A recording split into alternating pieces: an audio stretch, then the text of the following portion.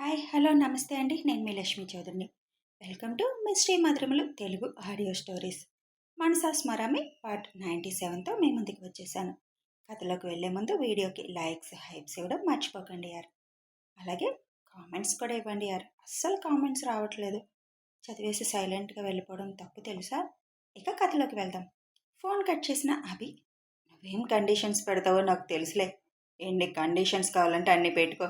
నేను షాక్కి గురి చేసేవాళ్లే తప్ప అడ్డు చెప్పేవాళ్ళు ఎవ్వరూ లేరు.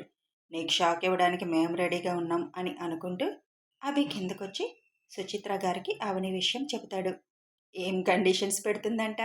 పెళ్ళయ్యాక కూడా అక్కడే ఉంటున్నా అంటుందా ఏంటి? కొంపదీసి నిన్ను ఇల్లరికం పంపించమని అడుగుతుందా అని నవ్వుతూ అంటారు సుచిత్ర. ఒకవేళ అలా అడిగితే ఏం చేస్తావు సుచిత్ర అని అడుగుతారు ధను గారు. మా అబ్బాయితో పాటు మేము కూడా వస్తాం. మరి నువ్వు అడ్డు చెప్పకూడదు అంటాను అని అంటారు సుచిత్ర. అభి వాళ్ళ అమ్మని సైడ్ హక్ చేసుకొని, థ్యాంక్ యూ అమ్మా. ఆ తిక్కల దానికోసం మీరందరూ కూడా ఇంత ఆరాట పడుతున్నారు. మామూలుగా అయితే మీరు మాకు విలన్లా మారాలి. కానీ మీరు మా ఇద్దరిని కలపడానికి మీ ప్రయత్నం మీరు చేస్తున్నారు. లవ్ యూ మా అని అంటాడు అభి. ఉన్నది నువ్వొక్కడివి. పైగా తను నీ ప్రాణాలు కాపాడింది.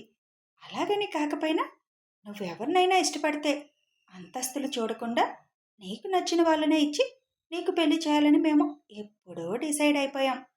మేం గొప్పకపోయి స్టేటస్లు చూసి నీ ఆనందాన్ని పోగొట్టి మేం సాధించేదేముంటుంది?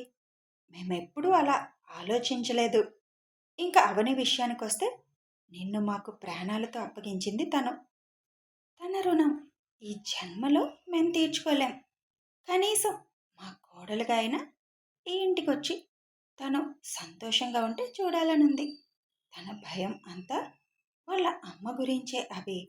ఆవిడికి బాగుంటే తను బాగుంటుంది.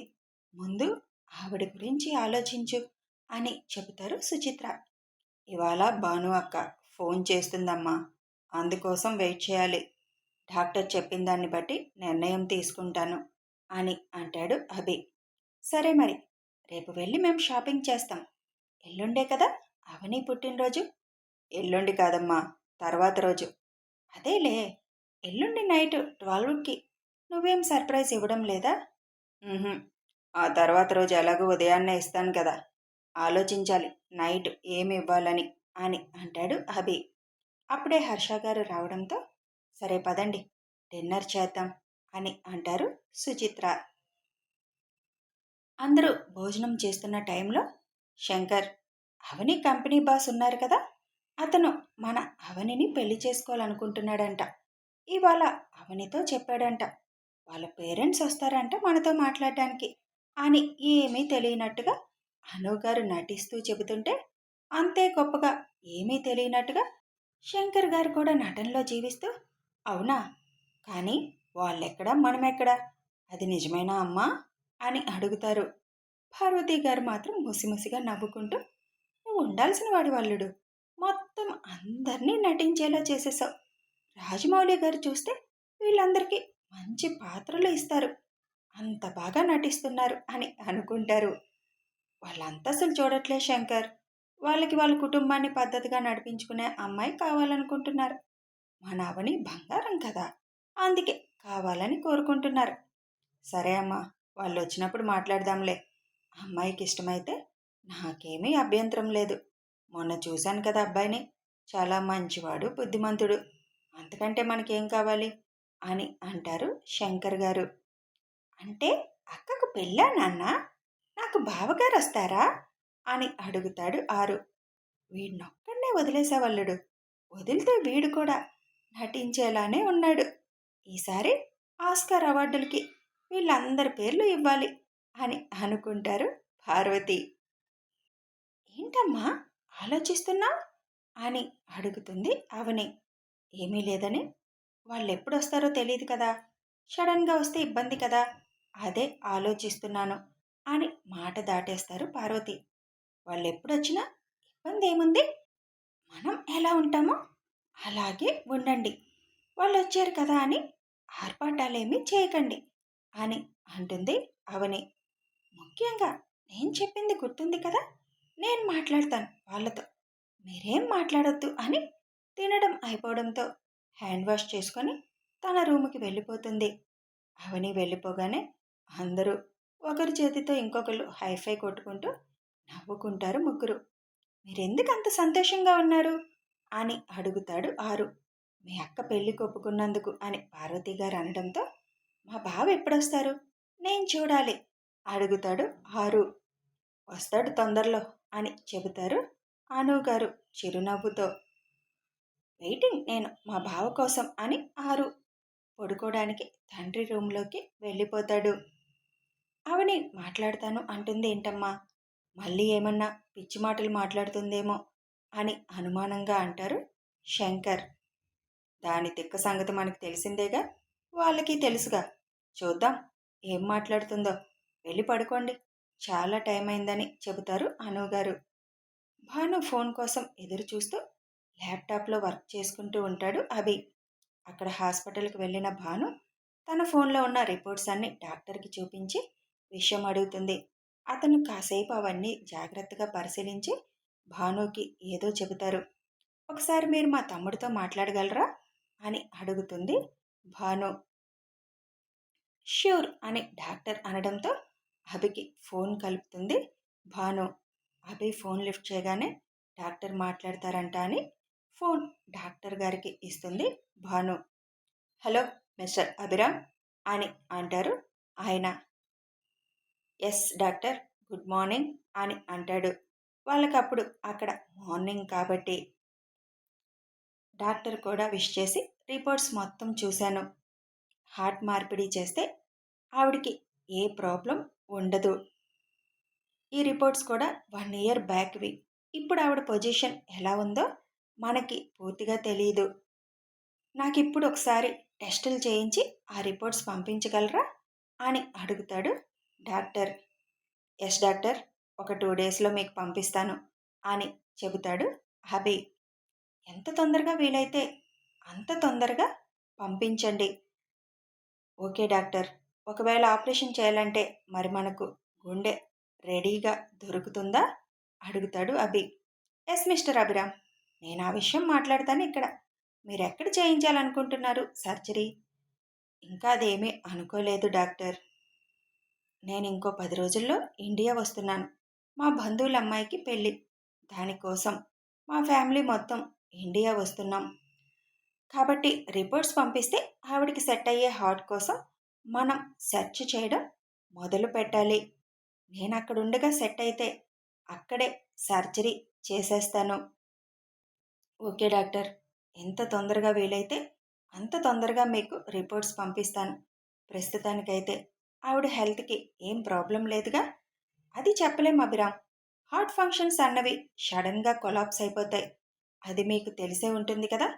హార్ట్ అటాక్ అనేది సడన్గా వచ్చేది తప్ప ముందు చెప్పిరాదు కదా అని అంటారు డాక్టర్. ఎంత తొందరగా వీలైతే అంత తొందరగా ఆవిడికి సర్జరీ చేసి హార్ట్ మార్చాలి. అదొక్కటే మన చేతుల్లో ఉంది. ఈలోపు నేను ఒక మెడిసిన్ చెప్తాను, అది అక్కడ అవైలబుల్లో ఉంటే ఆవిడికి అది అందేలా చూడండి అని చెప్పి ఫోన్లోనే ఒక మెడిసిన్ నేమ్ టైప్ చేసి ఓకే మిస్టర్ అభిరామ్, మీరు ఆ పనిలో ఉండండి అని చెప్పి ఫోన్ కట్ చేస్తారు. రేపు ఏదో ఒక విధంగా హాస్పిటల్కి తీసుకువెళ్ళి టెస్టులు చేయించాలి. అది అను అమ్మమ్మకే సాధ్యమవుతుంది. రేపు ఎలాగూ మామయ్య గారితో మాట్లాడడానికి వెళ్ళాలి కదా, అదే టైంలో టెస్టులకి పంపించాలి ఆవిడ్ని అనుకుంటుండగా భాను మళ్ళీ అభికి ఫోన్ చేస్తారు. ఫోన్ లిఫ్ట్ చేసిన అభి, చెప్పక్క అంటాడు. ఇండియాలో కష్టమేమో కానీ ఇక్కడ హార్ట్ దొరకడం పెద్ద కష్టమేమీ కాదు. ఎంత తొందరగా వీలైతే అంత తొందరగా ఆవిడ్ని ఇక్కడికి పంపించేలా ప్లాన్ చేయి. నేను దగ్గరుండి మొత్తం చూసుకుంటాను అని అంటుంది భాను. చూస్తానక్క, డాక్టర్ అన్నట్టు ఆయన ఇక్కడికి వస్తున్నారు కాబట్టి ఇక్కడ మనకి ఏదైనా అవకాశం ఉంటే ఇక్కడే చేయిస్తాను. అక్కడికంటే కష్టమవుతుందేమో. అందులో అవని ఫాదర్ ఇప్పుడిప్పుడే కోలుకుంటున్నారు. అందరినీ వదిలి ఆవిడ రారు అని అంటాడు అభి. ఓకే అభి, అక్కడ దొరికితే ఇంకేం ప్రాబ్లం. ముందు టెస్ట్ చేయించు రేపు అని చెప్పి ఉంటాను మరి బాయ్ అని చెబుతుంది భాను. ఆ తిక్కదానికి తెలియకుండానే ఈ పనులన్నీ చేయాలి అనుకుంటూ అప్పటికే చాలా టైం అవడంతో పడుకుంటాడు అభి. ఉదయాన్నే లేచి ఫ్రెష్ అయి కిందకి వచ్చిన అభి రాత్రి డాక్టర్తో మాట్లాడిందంతా చెబుతాడు. చేయించేద్దాం అభి సర్జరీ అని అంటారు హర్ష గారు. నేను అదే అనుకుంటున్నాను నాన్న. నేనిప్పుడు వాళ్ళ ఇంటికి వెళ్తున్నాను అవని గురించి కనుక్కోవడానికి. పనిలో పనిగా ఆవిడికి టెస్టులు కూడా చేయిస్తాం అని అంటాడు. సరే అభి, నువ్వు చెప్పే న్యూస్ కోసం ఎదురు చూస్తూ ఉంటాం. నా వివేక్ కూతురే అయితే తను అనుకుంటున్న అంతస్తులు తనకు కూడా ఉన్నాయని తనకు తెలిస్తే ఎలా రియాక్ట్ అవుతుందో చూడాలి అని ఉంది అంటారు హర్ష గారు. చూద్దాం నాన్న, మనం అనుకున్న అమ్మాయా కాదా అని. అయితే నేను కూడా హ్యాపీ కదా అని రెడీ అవ్వడానికి పైకి వెళ్ళిపోతాడు అభి. 10:30 అవుతుండగా అవని ఇంటి ముందు నిలబడి డోర్ బెల్ కొడతాడు అభి. అనుగారు వచ్చి తలుపు తీయగానే, రెడీగా ఉన్నారా అమ్మమ్మ? కింద కారు వెయిట్ చేస్తుంది, మీరు వెళ్ళండి. నేను హాస్పిటల్లో మొత్తం మాట్లాడే ఉంచాను అని అంటాడు అభి. ఇప్పుడు ఇవన్నీ ఎందుకు అల్లుడు గారు అని అంటుంది పార్వతి. కంపెనీ రూల్స్ అత్తయ్య. హెల్త్ ఇన్సూరెన్స్ చేయాలంటే టెస్టులు కంపల్సరీ చేయించుకోవాలి అని ఏదో చెప్పేస్తాడు అభి. అనుగారితో ఈ విషయం ముందే మాట్లాడి ఉంచుతాడు అభి. అందుకే రాగానే రెడీయా అని అడుగుతాడు. మామయ్య గారిని నేను తీసుకెళ్తాను, మీరు వెళ్ళొచ్చేయండి అమ్మమ్మ, మీరు అన్ని టెస్టులు చేయించుకోండి అని చెప్పి వాళ్ళని పంపించేస్తాడు అభి. వినయ్కి ఫోన్ చేసి హాస్పిటల్లో జాగ్రత్తగా మేనేజ్ చేయమని చెప్పి ఫోన్ కట్ చేస్తాడు. వాళ్ళు వెళ్ళగానే, నాతో ఏం మాట్లాడాలి బాబు? ఏదో మాట్లాడాలన్నారంట, అమ్మ చెప్పింది అని అడుగుతారు శంకర్ గారు. అవని గురించి మాట్లాడాలి మావయ్య. మీరు ఈ విషయంలో ఏమీ టెన్షన్ పడద్దు. నేను అడిగే వాటికి ప్రశాంతంగా సమాధానాలు చెప్పండి. అవని పుట్టుక గురించి మిమ్మల్ని కొన్ని అడగాలి అని అభి అనగానే, మీకు అవని గురించి నిజం తెలిసిందా అని శంకర్ గారు షాక్గా అడుగుతారు. అవును మావయ్య గారు, అవని మొన్న డ్రింక్ చేసినప్పుడు తను మీకు సొంత కూతురు కాదని చెప్పింది. అది అసలు పెద్ద మ్యాటర్ కాదు మావయ్య గారు. తనెవరైనా, ఎక్కడ పుట్టినా, తన తల్లిదండ్రులు ఎవరైనా నాకు కానీ అమ్మ వాళ్ళకు కానీ ఎటువంటి అభ్యంతరమూ లేదు. మేం పట్టించుకోం కూడా ఆ విషయాన్ని. కాబట్టి మీరస్సలు భయపడనవసరం లేదు. అవని మీ కూతురు, అది ఎవ్వరూ మార్చలేరు. కాకపోతే నేనిప్పుడు మిమ్మల్ని అడగాలనుకుంటుంది, మా ఇంట్లో ఒక చిన్న డౌట్ వచ్చింది. అవని పోలికలు ఇంచుమించు మా నాన్నగారి ప్రాణ స్నేహితుడైన ఒకరి పోలికల్లా ఉన్నాయి. ఇది ఎప్పటినుంచో మా నాయనమ్మ అంటూనే ఉంది, కానీ మేము పెద్దగా దానిని పట్టించుకోలేదు. ఎప్పుడైతే అవని మీ సొంత కూతురు కాదని చెప్పిందో మాకు కొద్దిగా ఆశలు చిగురించాయి. ముఖ్యంగా మా నానికి, మా నాన్నగారికి. ఎందుకో వాళ్ళ అనుమానం నిజమే అని అనిపిస్తుంది. ఎందుకంటే అవని పుట్టినరోజు, వాళ్ళు చనిపోయిన రోజు ఒకటే రోజు కావడం ఆ అనుమానం ఇంకా బలపరుస్తుంది. మీరు ఆ రోజు మీ చేతికి అవనిని ఇచ్చిన వాళ్ళని గుర్తుపట్టగలరా?